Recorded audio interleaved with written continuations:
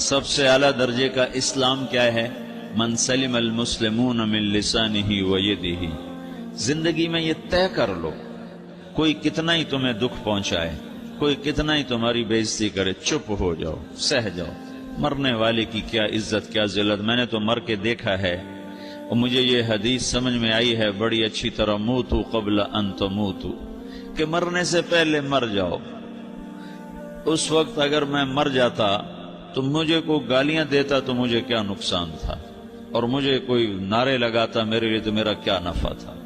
تو مرنے سے پہلے مر جاؤ. کوئی تمہیں برا بھلا کہے تو تمہارا کیا نقصان تھا، تمہیں کوئی واہ واہ نعرے لگائے تمہیں کیا نفع ہے. اگر اللہ راضی ہے تو مردہ آباد اور زندہ آباد سے بے نیاز ہو.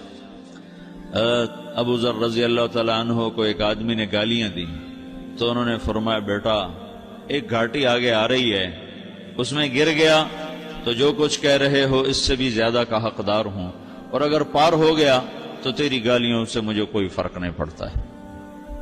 من سلم المسلمون من لسانہ و یدہ موتوا قبل ان تموتوا. چونکہ آج کل اخلاق ہیں انتقامی، معاف کرنے والے اخلاق ہیں نہیں، انتقامی اخلاق ہیں. ہمارا معاشرہ انتقامی ہے. اچھا کرو گے تو ہم اچھا کریں گے، برا کرو گے تو ہم برا کریں گے، جیسا کہو گے ویسا ہم سے سنو گے. یہ ہمارا ماحول ہے. یہ ہمارا، ایک ماں کہہ رہی تھی دوسری ماں کو، میرے پترا کدی کسی نے واسطے سلام نہیں کیتا. بڑے فخر سے کہہ رہی ہے، ہمارے اپنے گاؤں کی بات، میرے پترا کدی نہیں کسی نے واسطے سلام کیتا. مائی جڑا کرے انہوں کریں دیں، جڑا نہ کرے انہوں پوچھ دے ہی کوئی نہیں. یہ وہ فخر سے کہہ رہی. جو سب سے بڑا عیب ہے وہ سب سے بڑا فخر بنا ہوا. میرے پترا کدی نہیں کسی نے واسطے سلام کیتا. جب ماں باپ نے یہ سبق دیا تو اولاد کا کیا قصور ہے. تو ہمارا معاشرہ انتقامی ہے، ایک کی 10 سنانے کا ماحول ہے. تو آپ 100 کی ایک بھی نہ سناؤ. احنف بن قیس رضی اللہ تعالیٰ عنہ پہ ایک آدمی نے چڑھائی کر کہنے لگا ایک سناؤ گے نا تو 10 سنو گے میری طرف سے. تو احنف بن قیس کہنے لگے بھائی تو مجھے 100 بھی سنائے گا نا تو میری طرف سے ایک بھی تو نہیں سنے گا. ایک آدمی ان کی بڑی بےزتی کر رہا تھا اور وہ چل رہے تھے اور وہ 100 گالیاں بک رہا ہے. جب آ گیا نا قریب شہر تو کہنے لگے دیکھا میرا قبیلہ یہاں رہتا ہے، اگر کسی نے سن لیا نا تو تیری بڑی دھلائی کر دے گا. تو نے جو مجھے گالیاں دینی میں کھڑا ہوں یہیں تو دے لے، تو اپنا سارا زور پورا کر لے تاکہ آگے تجھے کوئی تکلیف نہ پہنچا دے میری وجہ سے. تو وہ پاؤں پہ گر کے معافی مانگنے لگا کہ واقعی تو بڑے حلم والا. وہ مشہور تھے اپنے حلم میں، بردباری، اور لوگ ان کا امتحان لینے آیا کرتے تھے کہ بھئی کوئی ہے جو احنف کو غصہ دلا دے. تو لوگ ناکام ہو جاتے تھے، ان کو غصہ نہیں آتا. ایسے ایک عرب سردار گزرا معن بن زائدہ، وہ بھی اپنے حلم میں بڑے مشہور تھے. ایک دفعہ لوگوں میں شرط لگ گئی کہ کوئی ہے معن بن زائدہ کو غصہ دلائے تو ہم اس کو انعام دیں گے. تو ایک شاعر نے کہا میں غصہ دلاتا ہوں، تم دیکھنا ایسے سیخ پا ہو جائے گا جیسے جانور. تو وہ چلا گیا اس کی مجلس میں، دربار لگا، عرب سردار تھا بہت بڑا، دربار لگا ہوا. تو کہتا السلام علیکم. وعلیکم السلام. تو معن بن زائدہ پر ایک دور بڑے فقر کا گزرا تھا، پھر اللہ نے اس کو بہت بڑی سرداری دی. بنو عباس کا بہت بڑا یہ وزیر گورنر تھا.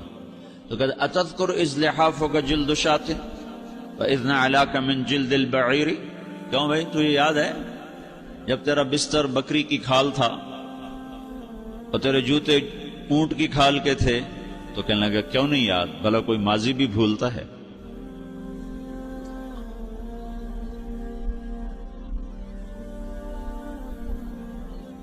تو وہ کہنے لگا پہلا وار تو خطا گا کہ سبحان الذی اعطاک ملکا وعلمک الجلوس علی السریر.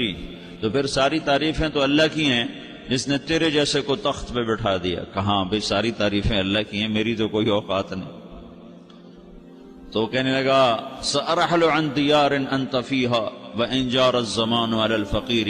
جہاں تیرے جیسا حکمران ہو وہاں مجھے رہنا گوارا ہی نہیں ہے، میں یہاں سے چھوڑ کے نکل جاؤں گا چاہے کتنی تکلیف اٹھاؤں. بڑے دربار میں یہ ایک گورنر اور وزیر سے بات ہو رہی ہے. تو وہ کہتا ہے اچھا بھائی اگر تو ہمارے پاس رہے گا تو ہم تیرا اکرام کریں گے، اور اگر تو جانا چاہتا ہے تو پھر رافقت کا سلام، تو وہ یہ بار بھی خالی گیا، تو پھر کہنے لگا فجد لی یبن ناقصۃ بمال،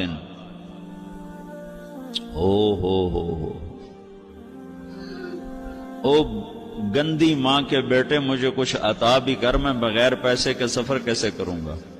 عرب کو کسی کو بھی ماں کی گالی دے دینا اور پھر عرب سردار ہو۔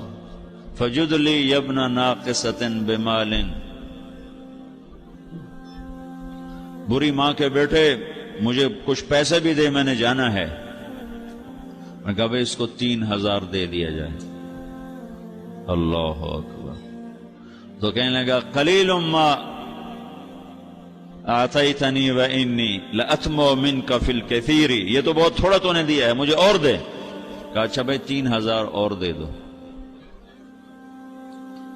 تو وہ شاعر کی بھی آنکھیں پھٹ گئیں، کہنے لگا اب ٹھہر جا ٹھہر جا، اب میں تیری اصل تجھے بتاتا ہوں۔ سألت اللہ ان یبقیک ذخرا فما لک فی البریۃ من نذیر، میں اللہ سے دعا کرتا ہوں اللہ تیرے جیسوں کو سلامت رکھے، تیرے جیسا دنیا میں کسی ماں نے جنا ہی کوئی نہیں۔ فمنک الجود والافضال حقا وفضل یدیک کالبحر الغزیر، تو ہی سخی ہے، تو ہی کریم ہے، اور سمندر بھی تیری سخاوت کے آگے کچھ نہیں ہے۔ تو نے کہا اچھا بھائی تو نے ہماری برائی کی، ہم نے تمہیں 6000 دیے، اب تو نے ہماری تعریف کیا، بھائی 10,000 اور دے دو اس کو۔ ہاں باتیں ہی رہ گئیں، باتیں ہی رہ گئیں۔ کہاں سے لائیں ایسے لوگ؟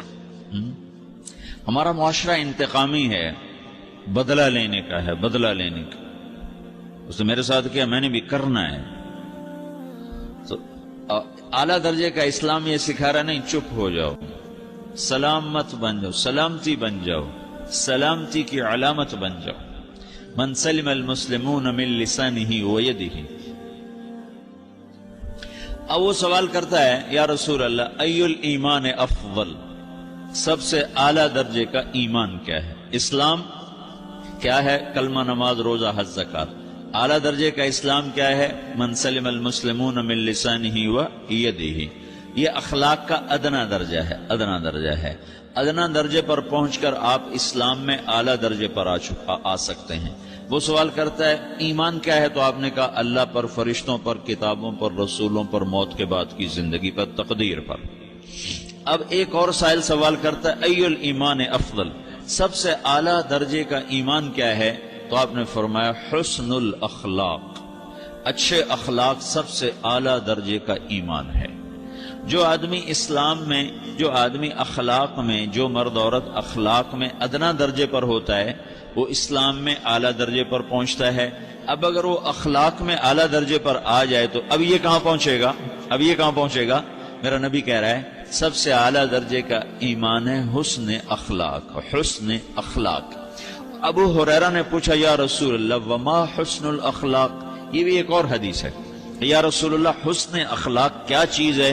تو آپ نے 3 چیزیں فرمائیں، تصل من قطعک وتعطی من حرمک وتعفو عمن ظلمک، جو تم سے توڑے نہ تم اس سے جوڑو۔ نہیں کرتا سلام نہ کریں، کوئی ہم چھوٹے باپ کے ہیں، ہم تو کبھی بھی نہ کریں، ہم تو کبھی بھی نہ منہ تھوکیں بھی نہیں ہم تو میرا نبی کہہ رہا ہے جو توڑے تم اس سے جوڑو، جو